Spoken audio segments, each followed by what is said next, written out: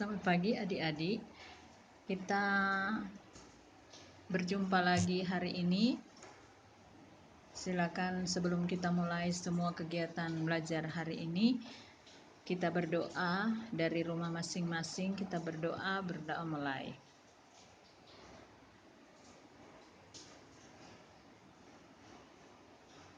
Berdoa selesai. Baik, adik-adik. Minggu lalu kita sudah mulai dengan materi pertama tentang sistem reproduksi pada manusia. Kita sudah belajar tentang bagaimana pembelahan sel terjadi, dan hari ini kita akan melanjutkan tentang materi sistem reproduksi pada manusia. Sistem reproduksi manusia tentu melibatkan ada organ reproduksi pada manusia. Nah, manusia itu terdiri dari dua jenis kelamin, laki-laki dan perempuan. Dan masing-masing jenis kelamin laki-laki dan perempuan ini tentu memiliki organ reproduksi yang berbeda.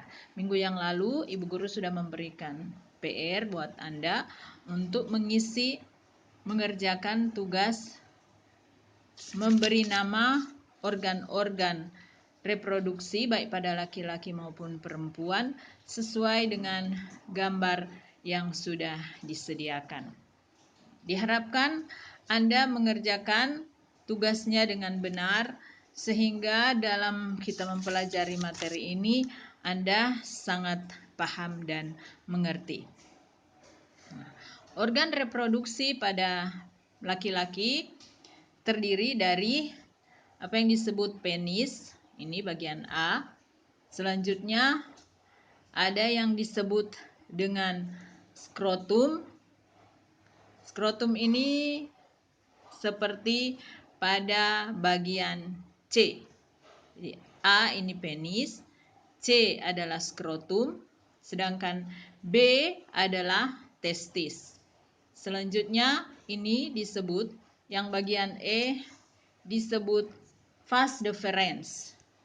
Dan masih ada bagian-bagian lainnya seperti uretra, kelenjar prostat, kelenjar Cooper. Nah, masing-masing organ ini memiliki fungsi. Seperti misalnya untuk penis, ini bagian A, itu disebut penis. Ini adalah bagian luar organ reproduksi yang berfungsi untuk saluran sperma maupun sebagai saluran kencing. Selanjutnya ada yang disebut testis. Testis atau pada gambar bagian B. Testis ini adalah berbentuk bulat yang tersimpan di dalam skrotum. Ini skrotum. C ini adalah testis. Maaf, B adalah testis dan C adalah skrotum. Jadi di dalam skrotum terdapat testis. Apa fungsi testis? Testis berfungsi untuk memproduksi sperma dan hormon. Berfungsi menghasilkan sperma dan hormon testosteron. Dan masih ada lagi bagian-bagian lain seperti epididymis, vas deferens, uretra, kelenjar vesikula, kelenjar prostat, dan kelenjar Cooper. Nah, dari ke-9 alat reproduksi dari laki-laki ini, maka ada yang disebut alat kelamin luar dan ada yang disebut alat kelamin dalam. Alat kelamin luar terdiri dari penis dan skrotum. Sedangkan alat kelamin dalam adalah testis, selanjutnya saluran sperma, uretra, kelenjar reproduksi, dan vesikula seminalis. Itu adalah bagian-bagian alat reproduksi dalam pada organ reproduksi dari laki-laki. Nah, selanjutnya kita akan belajar, kita pernah membaca atau mendengar istilah spermatogenesis. Anda bisa baca di sini apa itu spermatogenesis. Silakan membaca, mengerti selama 1 menit.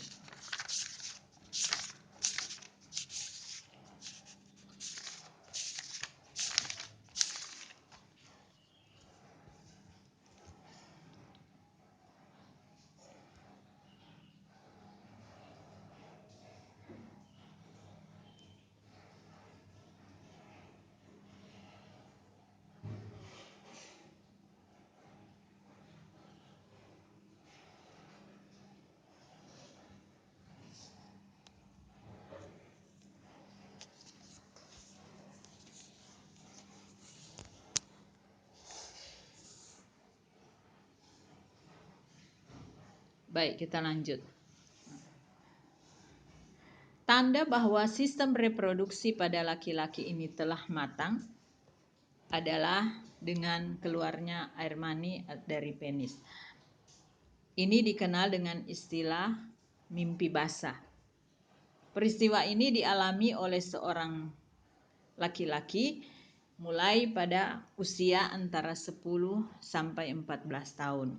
Jadi dimulai dari 10 sampai 14 tahun. Jadi kalau dari umur 10 belum, berarti mungkin umur 11, 12, 13, 14. Kalau dia mengalami umur 10 sudah mengalami, berarti dia mengalaminya dari umur demikian. Atau sebaliknya, jika dia belum mengalami 10 dari usia 10, 11, 12, 13 tahun, mungkin dia akan mengalaminya mulai dari umur 14 tahun. Nah, apa sebenarnya mimpi basah ini? Pada saat seorang laki-laki mengalami mimpi basah, maka dia mengeluarkan apa yang disebut dengan cairan. Cairan ini disebut air mani. Air mani ini mengandung sperma. Campuran antara sperma dengan getah-getah yang dikeluarkan oleh kelenjar reproduksi. Jika seorang anak laki-laki sudah mengalami mimpi basah, berarti organ reproduksinya sudah dikatakan matang. Nah, sperma ini dihasilkan pada bagian yang disebut dengan testis. Jadi sperma dihasilkan oleh bagian organ reproduksi laki-laki yang disebut testis. Selanjutnya, proses pembentukan sperma ini disebut dengan spermatogenesis. Silakan dicatat, spermatogenesis adalah proses pembentukan sperma. Terjadinya di mana? Terjadinya di dalam testis.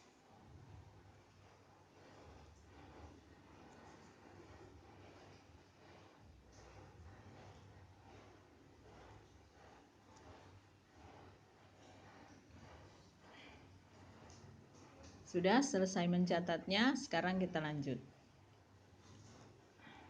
Ini adalah proses pembentukan sperma.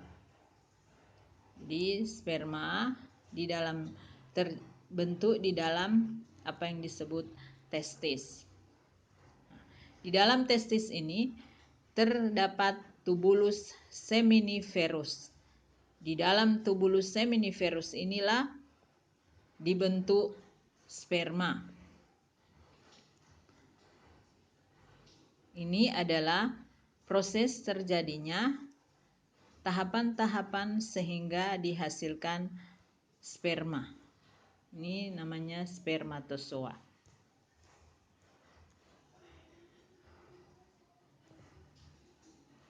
Jadi, sekali lagi spermatogenesis adalah proses terbentuknya sperma atau proses pembentukan sperma pada organ reproduksi laki-laki.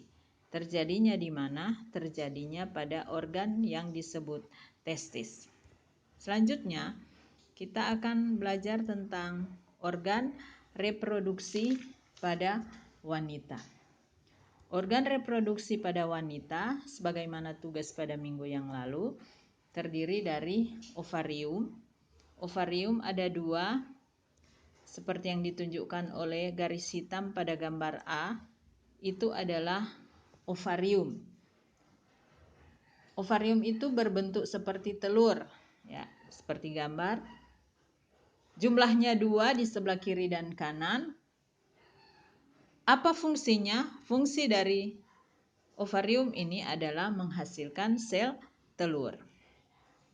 Selanjutnya ada yang disebut tuba falopi atau saluran telur, yaitu pada gambar B. Gambar B ini adalah tuba falopi berfungsi untuk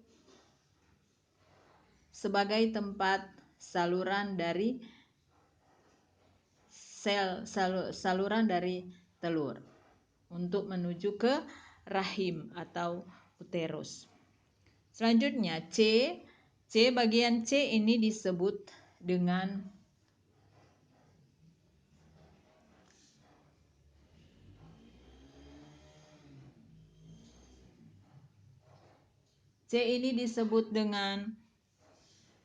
infundibulum. Nih.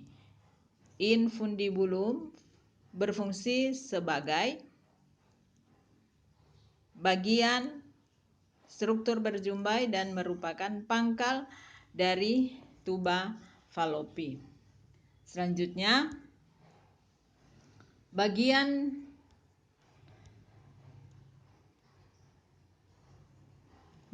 F, inilah yang disebut dengan vagina. Vagina itu apa? Saluran yang menghubungkan lingkungan luar dengan rahim.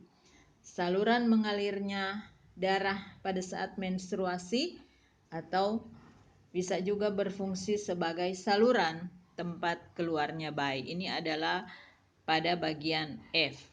Sedangkan pada bagian G ini disebut serviks. Serviks adalah struktur rahim bagian bawah yang menyempit dan membuka ke arah vagina. Itu adalah beberapa bagian dari organ reproduksi pada wanita. Nah, sebagaimana pada pria, pada laki-laki, pada perempuan juga ada organ reproduksi ini ada dibagi 2 bagian. Bagian alat reproduksi bagian luar dan ada organ reproduksi bagian dalam. Organ reproduksi bagian luar terdiri atas vulva dan labium. Sedangkan alat kelamin dalam terdiri dari vagina, ovarium, selanjutnya ada tuba falopi, ada uterus, dan selanjutnya ya ada 4. Vagina, tuba falopi, uterus, dan ovarium. Itu adalah alat kelamin dalam. Kalau alat kelamin luar hanya 2, yaitu vulva dan labium. Tadi sudah dijelaskan bahwa sebagaimana organ reproduksi pada laki-laki, pada perempuan pun masing-masing memiliki fungsi yang berbeda. Ovarium sebagai struktur berbentuk telur, jumlahnya 2 dan berfungsi menghasilkan sel telur. Jadi perhatikan, ovarium berfungsi menghasilkan sel telur atau ovum. itu pada organ reproduksi wanita. Sedangkan organ reproduksi pada laki-laki, bagian yang menghasilkan sperma namanya testis. Selanjutnya,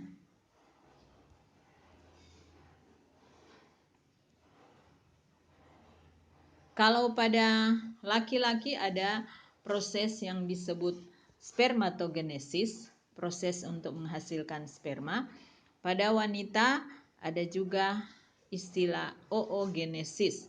Oogenesis ini merupakan proses pembentukan sel kelamin perempuan, yaitu sel telur atau diistilahkan dengan ovum.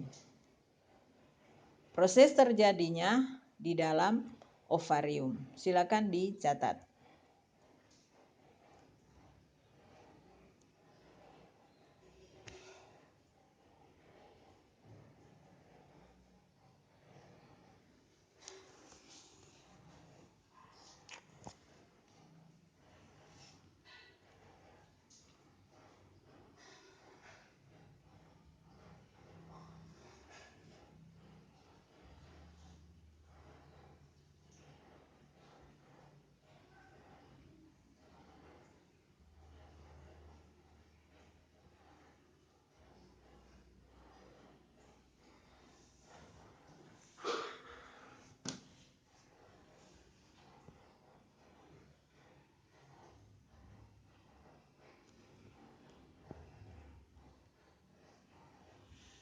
Ya, kita lanjut. Jadi kalau pada wanita terjadi proses pembentukan sel kelamin perempuan atau sel telur atau istilahnya ovum. Proses ini disebut oogenesis. Terjadinya di dalam ovarium atau disebut juga dengan indung telur. Sedangkan pada pria,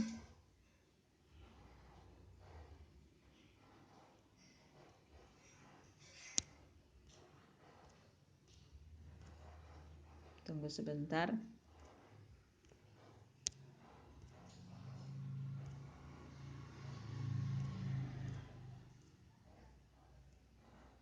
Pada pria terjadi proses yang disebut spermatogenesis. Spermatogenesis ini adalah proses terjadinya sperma, proses pembentukan sperma. Proses ini disebut spermatogenesis dan terjadinya di bagian alat reproduksi yang disebut testis. Kita kembali ke organ reproduksi perempuan.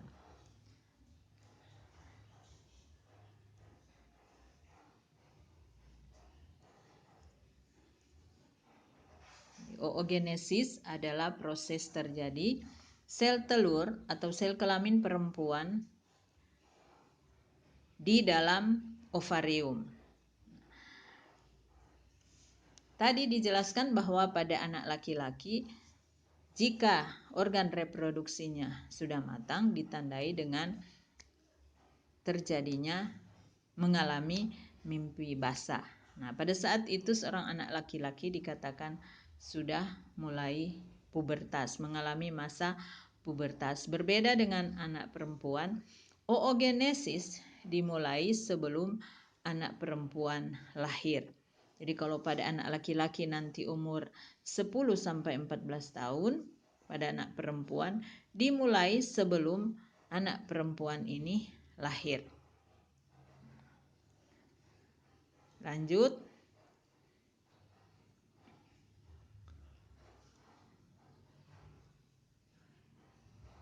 Selanjutnya,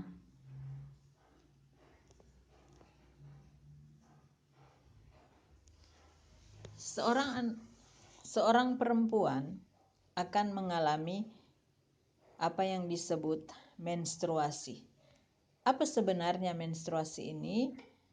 Sebagian besar anak perempuan di kelas 9 pasti sudah mengalami ini.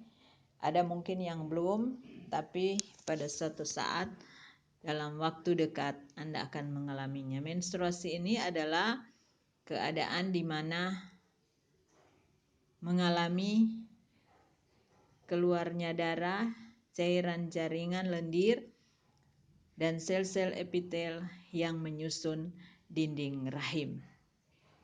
Jadi itu yang dimaksud dengan menstruasi. Seorang perempuan akan mengalami menstruasi.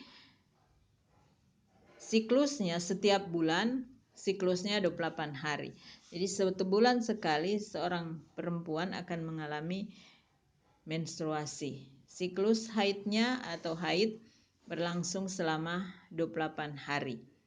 Tapi ada juga yang siklusnya tidak 28 hari, ada yang kurang dari 28 hari dan ada yang lebih dari 28 hari. Yang kurang dari 28 hari siklusnya disebut siklus pendek, dan yang lebih dari 28 hari berarti siklusnya siklus panjang, bisa sampai 40 hari. Kalau kurang 28 hari bisa sampai 18 hari. Sekali lagi, menstruasi ini ditandai dengan keluarnya darah, cairan jaringan dan lendir pada sel-sel epitel.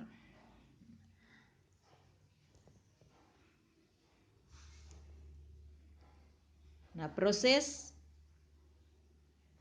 keluarnya sel telur dari indung telur ini disebut dengan ovulasi. Ovulasi adalah proses keluarnya lepasnya sel telur dari indung telur.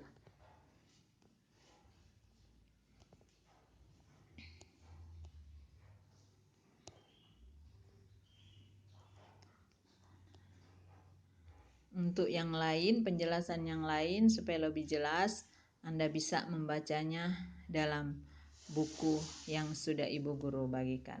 Selanjutnya kita belajar tentang fertilisasi dan kehamilan. Kita sudah belajar bahwa seorang laki-laki akan mengalami masa pubertas pada saat organ reproduksinya sudah mulai matang, dan seorang wanita mengalami menstruasi jika sudah berada dalam masa pubertas. Berarti organ reproduksinya sudah matang. Nah, jika sel sperma yang dapat masuk ke dalam saluran reproduksi perempuan, maka sel sperma ini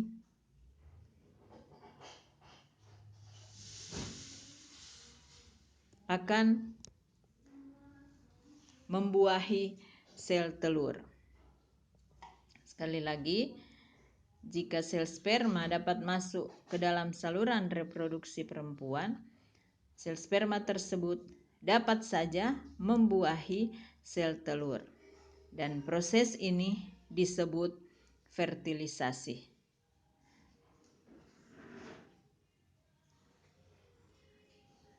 Boleh dicatat.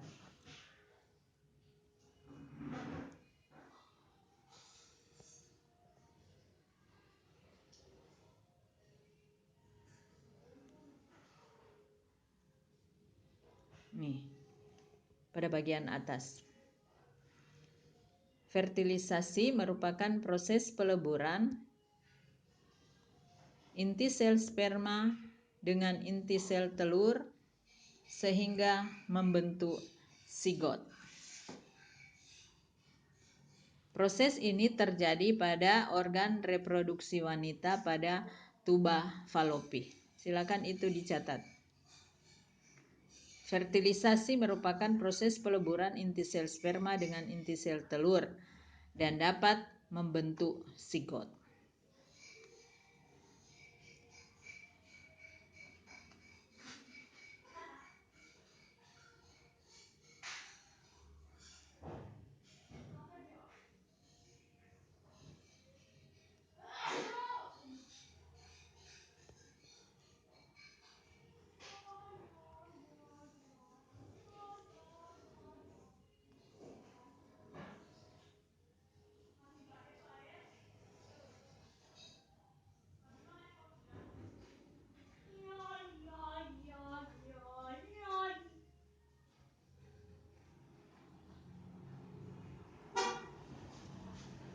Sekali lagi dijelaskan, proses fertilisasi adalah proses meleburnya inti sel sperma dengan inti sel telur. Di mana terjadinya?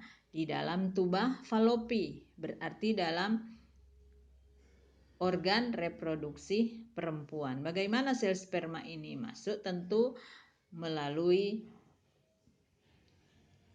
organ reproduksi wanita. Selanjutnya,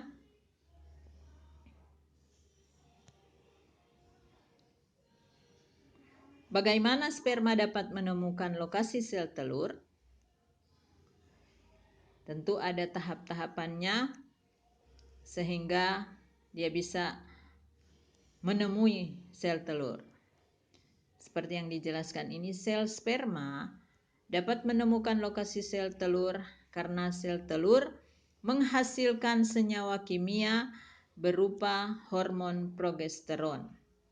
Selain itu juga karena adanya sensor panas, karena dalam suhu tuba falopi atau tempat sel telur berada lebih tinggi dibandingkan suhu tempat penyimpanan sperma.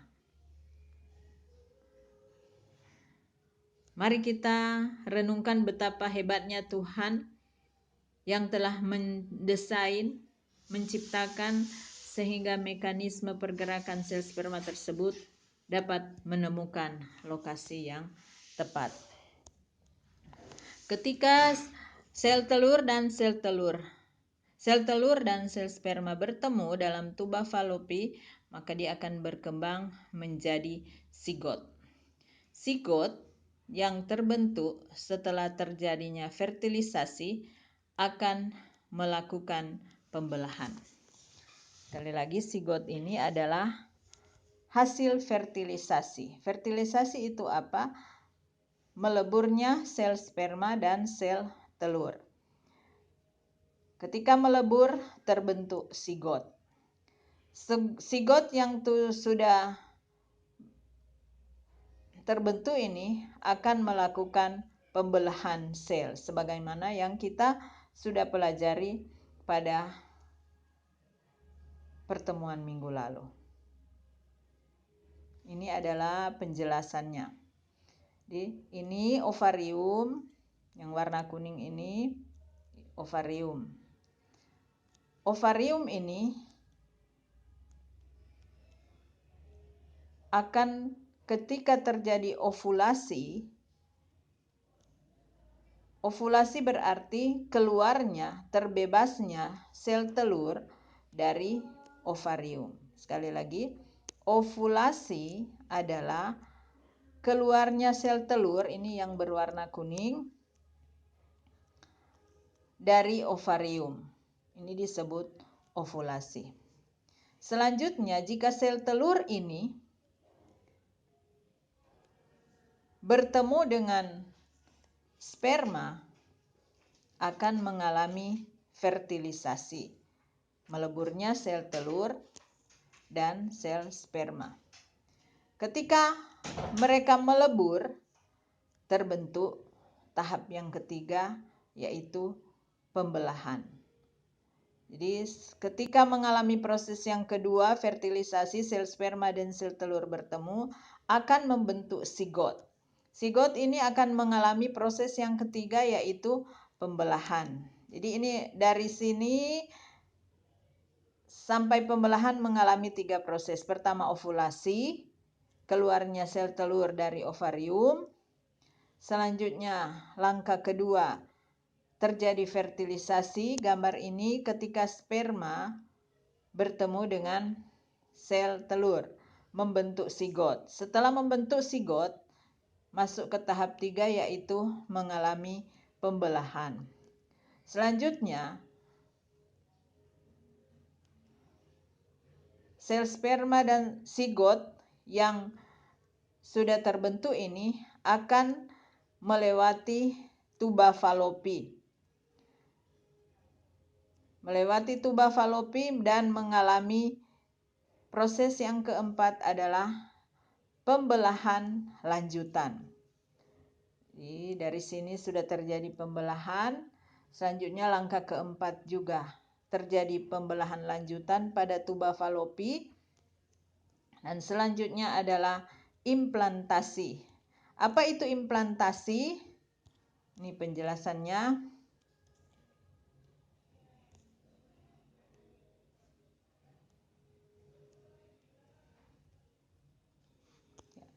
Implantasi artinya melekatnya zigot pada endometrium atau pada dinding rahim.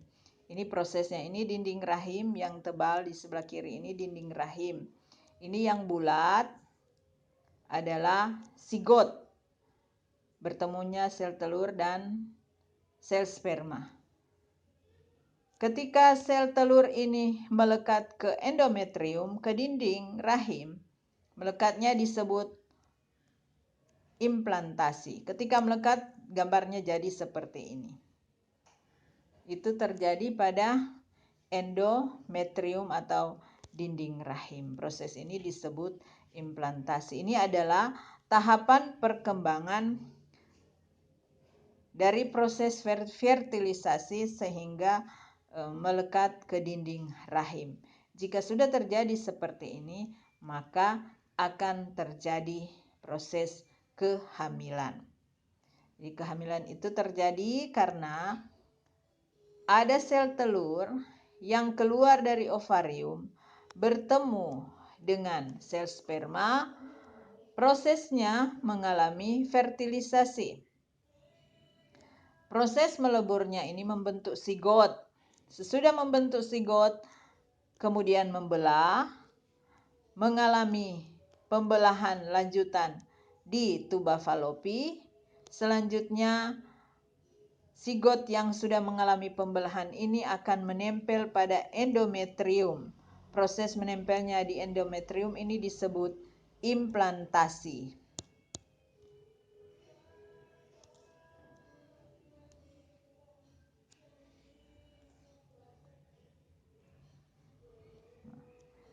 Jika sudah terjadi proses seperti ini, maka pada tahap tersebut seorang wanita dapat dinyatakan mengalami masa kehamilan. Nah, ini adalah zigot yang sudah berkembang kemudian membentuk embrio. Embrio ini adalah calon bayi. Jadi jika sudah ada zigot yang membelah, terjadi implantasi, berkembang menjadi embrio. Dan ini adalah tahap perkembangan embrio dalam rahim seorang wanita. Trimester pertama ini perkembangannya. Ini gambar yang bisa Anda lihat. Gambar embrio, ini calon bayi yang ada di dalam perut seorang ibu. Pada trimester, tri berarti 3 bulan pertama. Selanjutnya, pada trimester kedua, embrionya terus berkembang. Kita sudah bisa melihat gambar seorang bayi di dalam perut, di dalam rahim ibu.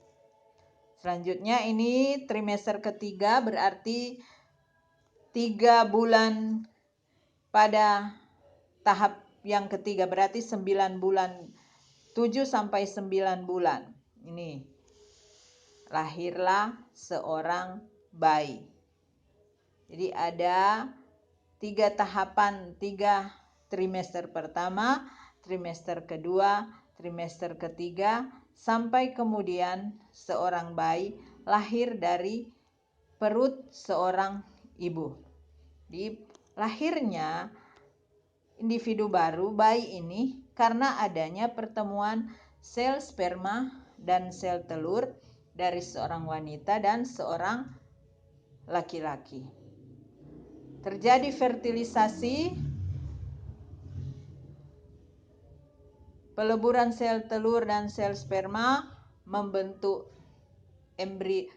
zigot. Zigotnya berkembang menjadi embrio dan akhirnya tercipta seorang bayi, lahir seorang bayi pada trimester ketiga atau kira-kira pada bulan yang ke-9. Nah, mengenai lahirnya seorang bayi, kita pernah sering mendengar ada istilah bayi kembar. Ada bayi kembar identik, ada bayi kembar siam. Nah, ini ada penjelasan, ada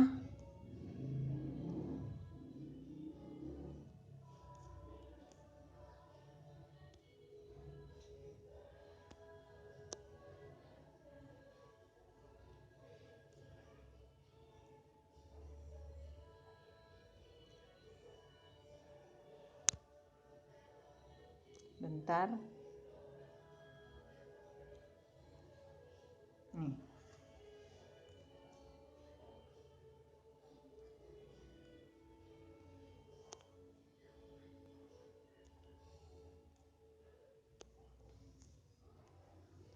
Pada umumnya seorang perempuan mengeluarkan satu sel telur setiap bulan. Perhatikan, ketika seorang wanita sudah matang alat reproduksinya, dia mengeluarkan satu sel telur setiap bulan. Jika sel telur ini tidak dibuahi, maka seorang wanita akan mengalami masa menstruasi. Tapi jika dia berhasil dibuahi oleh sel sperma, maka seorang wanita akan melewati masa kehamilan untuk proses melahirkan seorang bayi. Nah, pada beberapa kasus, perempuan dapat mengeluarkan lebih dari sel telur dalam 1 bulan.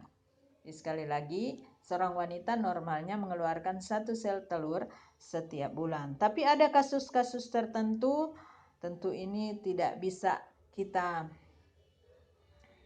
prediksi selaku manusia. Tuhan yang lebih tahu betapa sangat hebatnya,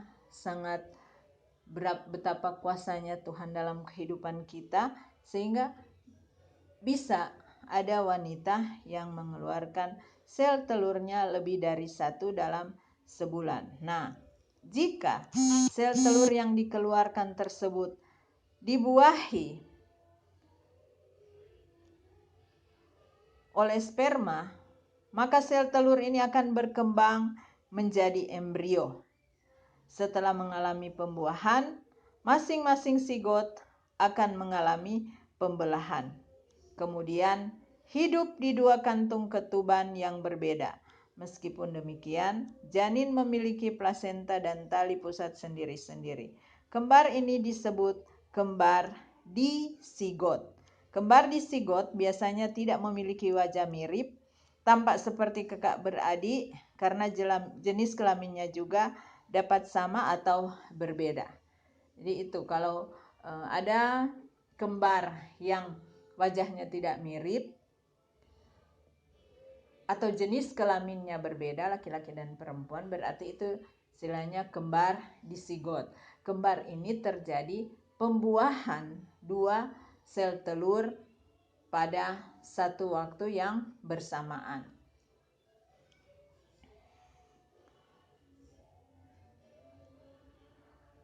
Bayi seperti ini disebut kembar disigot. Jadi 2 sel telur yang dibuahi oleh 2 sel sperma.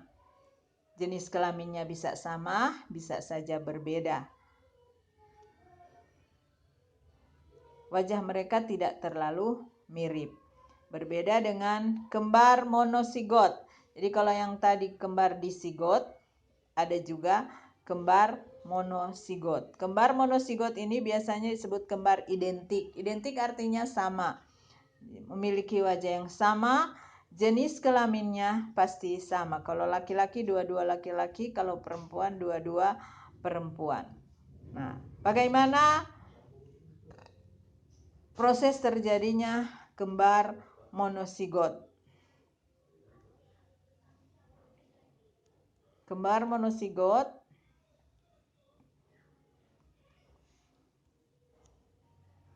berasal dari satu sel telur dan satu sperma.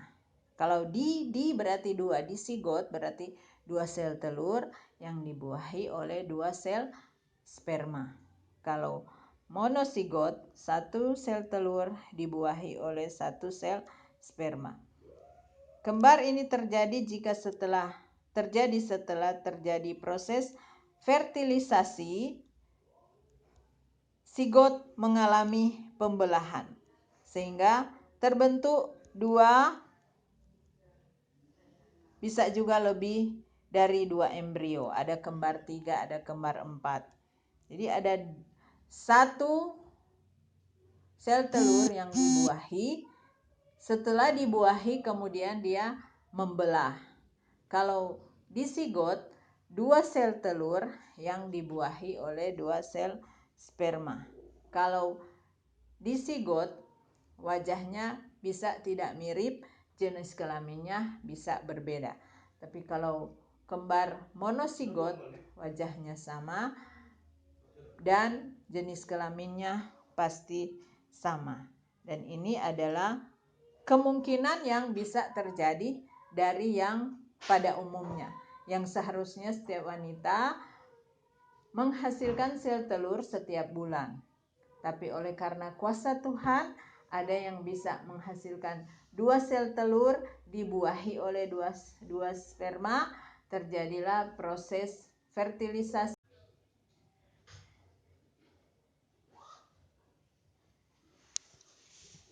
Jadi pada kembar monosigot,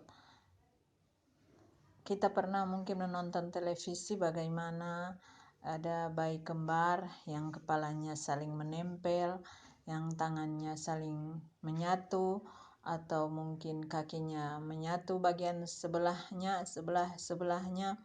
Nah, ini adalah kasus yang terjadi pada kembar monosigot. Mengapa terjadi demikian? Hal ini terjadi karena pada saat proses pembelahannya tidak terjadi secara sempurna. Karena proses pembelahannya tidak terjadi secara sempurna, menyebabkan bayi yang lahir mempunyai organ tubuh yang menyatu. Nah, peristiwa ini terjadi pada bayi kembar monosigot. Selanjutnya, kita belajar tentang penyakit pada sistem reproduksi manusia dan upaya pencegahannya. Nah, perlu Anda ketahui bahwa organ-organ reproduksi baik pada wanita dan pada pria rentan berbahaya, sangat peka terhadap penyakit. Bahkan ada yang mengalami kelainan.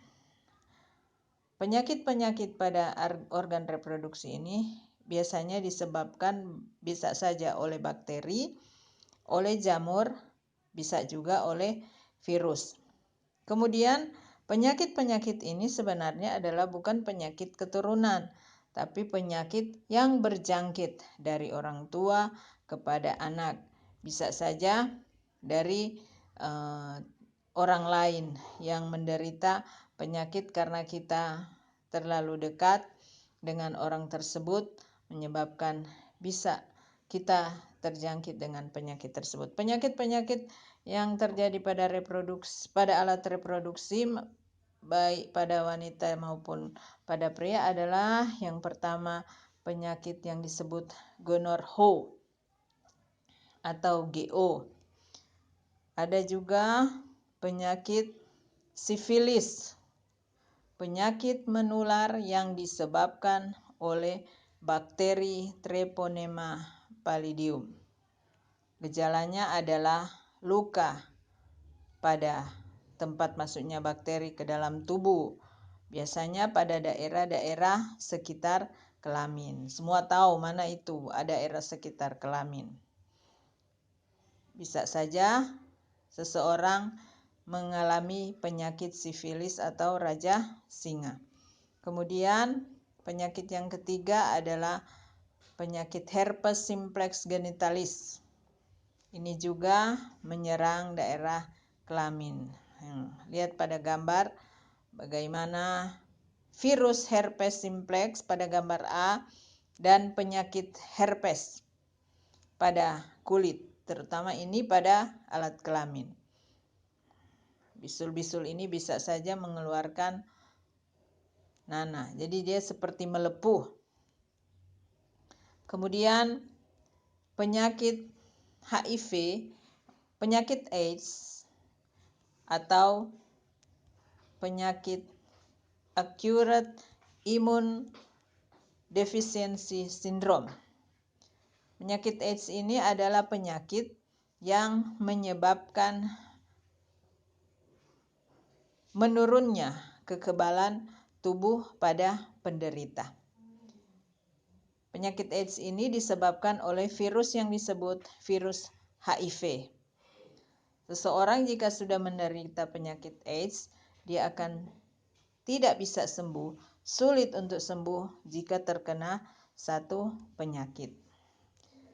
Dia bisa berjangkit ketika ada orang tuanya yang menderita AIDS, itu dapat terjangkit pada anaknya yang baru lahir. Atau berhubungan dengan orang yang tidak sehat yang menderita penyakit AIDS, dapat saja terjangkit penyakit AIDS. Selanjutnya, penyakit keputihan. Itu biasanya pada wanita. Dan selanjutnya, penyakit epididymitis. Ini penyakit pada pria yang menyerang organ reproduksi. Demikian penyakit-penyakit yang dapat saja menyerang organ-organ reproduksi pada wanita maupun pada pria. Nah, oleh karena itu, karena rentannya penyakit ini bisa menyerang organ tubuh kita, bisa saja menyerang kita, karena itu perlu kita mencegahnya. Kita perlu mencegah supaya kita tidak terkena penyakit tersebut. Nah, ini ada beberapa tips bagaimana supaya jamur, bakteri, ataupun parasit tidak akan menyerang. Ini misalnya tertulis, menggunakan pakaian dalam yang berbahan katun, membilas dengan bersih organ reproduksi, mengganti pakaian dalam 2-3 kali sehari, dan masih ada beberapa lagi berolahraga dengan baik, hindari menggunakan sabun pembersih, dan banyak hal lagi. Anda bisa membacanya secara lengkap. Kemudian yang terakhir tentu menghindari perilaku seks bebas, penggunaan narkoba. Karena dua hal ini akan menyebabkan seseorang rentan terhadap penyakit-penyakit pada organ reproduksi. Biasanya di usia Anda masih suka mencoba-coba. Hindari, lebih baik menghindar, mencegah daripada mengobati. Dan yang paling utama, dekatkan diri pada Tuhan. Kalau Anda dekat dengan Tuhan, hal-hal yang menggoda, narkoba, dan hubungan-hubungan yang tidak normal akan bisa dihindari. Sehingga akan terhindar dari penyakit-penyakit yang berbahaya.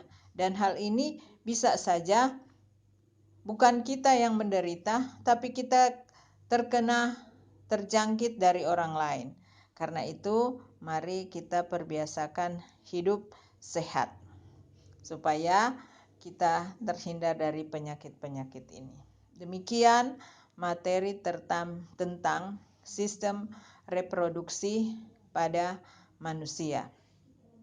Selanjutnya, tugas Anda sekarang adalah mencatat rangkuman. Ini ada 2 halaman rangkuman yang ada di dalam buku. Bukunya saya sudah share minggu lalu. Tulis melalui buku tersebut rangkuman, karena rangkuman itu berisi materi-materi esensial yang penting-penting untuk Anda pahami. Tentu sebelum Anda menulisnya, Anda membaca kembali materi ini supaya lebih jelas. Dan jangan lupa tulis yang menjadi tugas dan dimasukkan sebentar. Dimasukkan hari ini, bukan besok. Ada beberapa lagi yang belum memasukkan tugas minggu yang lalu. Ingat bahwa kalau Anda tidak masukkan tugas, berarti Anda tidak hadir pada minggu yang lalu. Karena itu, masukkan tugas. Setiap diberi tugas, langsung dikerjakan. Tugasnya jangan ditumpuk supaya tidak memberatkan Anda. Bukan hanya memberatkan, berarti Anda tidak memahami materi yang disampaikan. Harap menjadi perhatian dan jangan lupa mengisi absen yang sudah Bu Guru bagikan. Absennya hanya bisa diisi sekali. Kalau Anda isi 2 kali, nama Anda juga tertulis 2 kali. Ada Ibu Guru periksa, ada yang isi 2 kali nama. Jadi perhatikan itu. Kerjakan yang menjadi tugas. Minggu depan kita akan ulangan untuk materi pada bab pertama. Pelajari mulai dari materi pertama sampai materi hari ini. Demikian, selamat siang, shalom.